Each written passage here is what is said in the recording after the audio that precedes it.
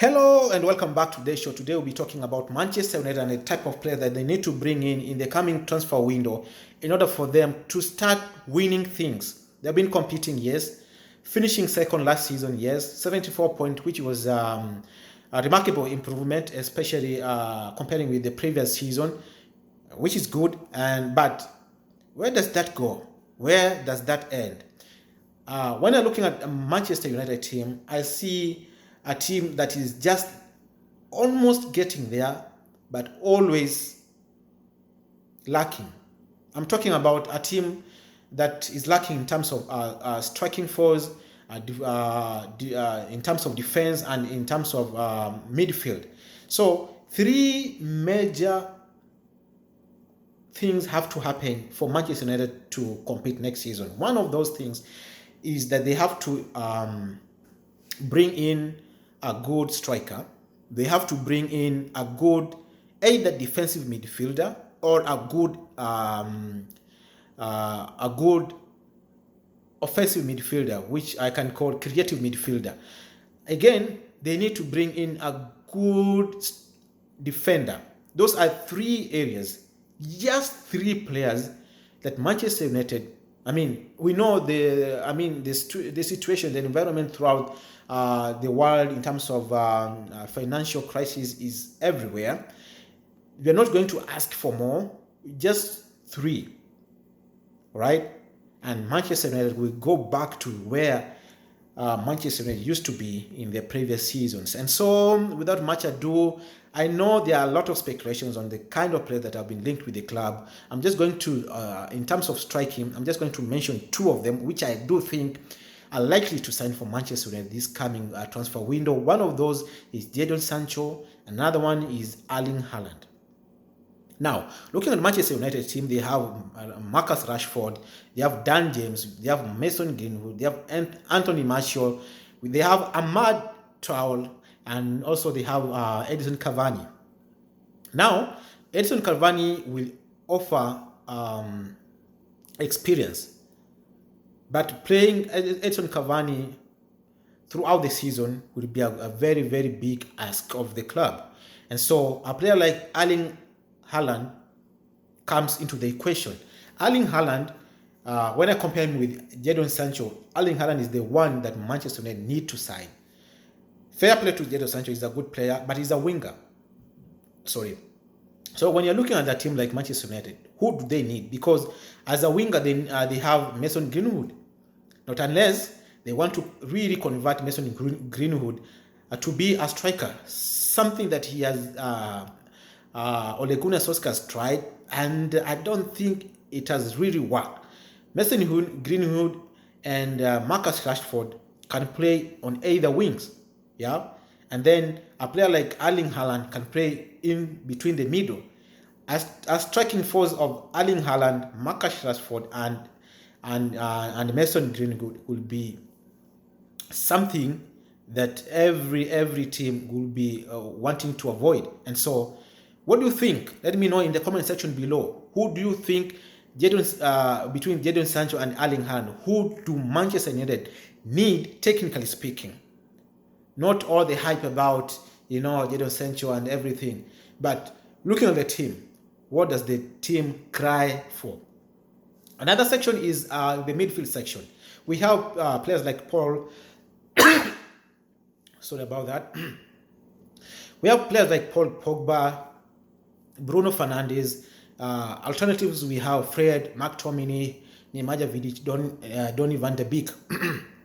But looking at the setup there at Manchester United, you'll agree with me that toward the end of the season, Bruno Fernandes' performances haven't been all that levels, because he's one player that has been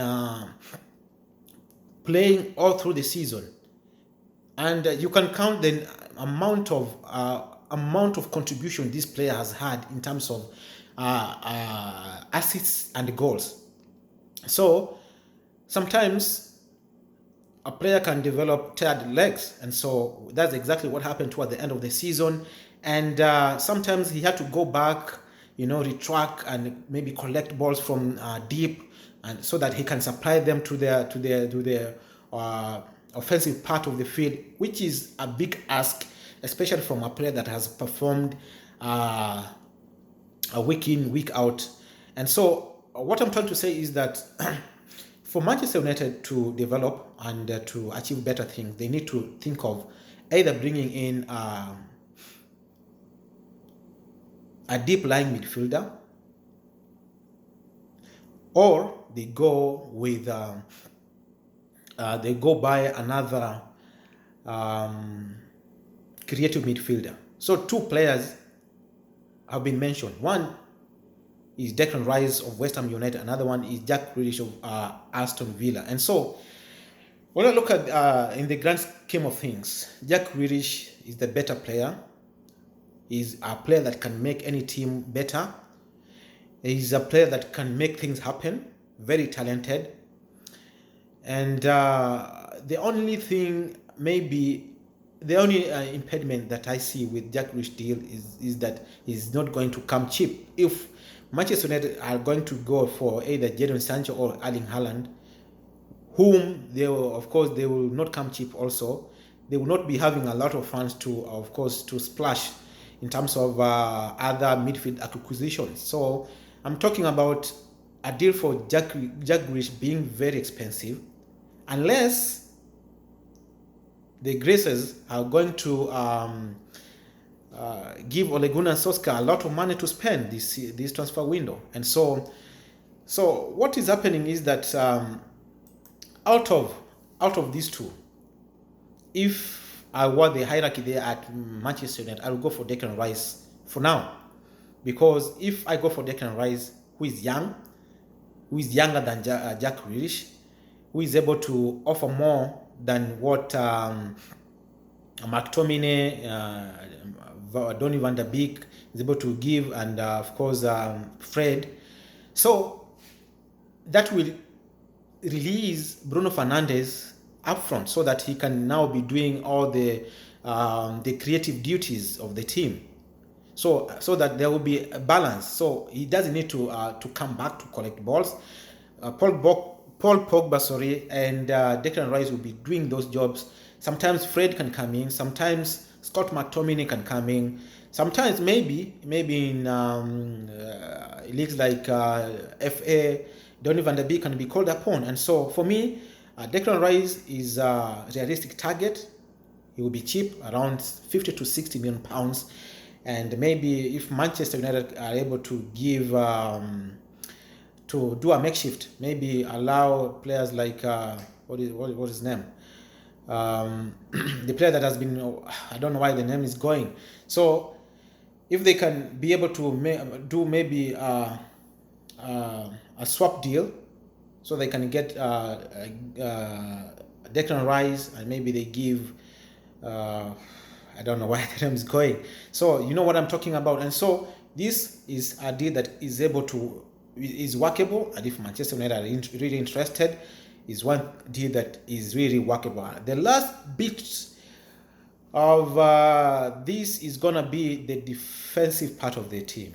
Manchester United scored a lot of goals last season. Offensive part was good, not 100%, but it was 70 to 80% good. Now the problem was the defensive part of the team, because we saw a team that could score but also concede a lot of goals.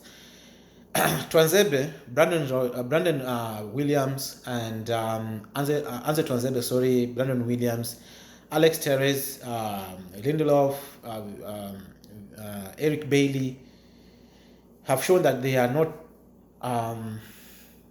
players that can play in, week out. Some of them are injury prone, like Eric Bailey.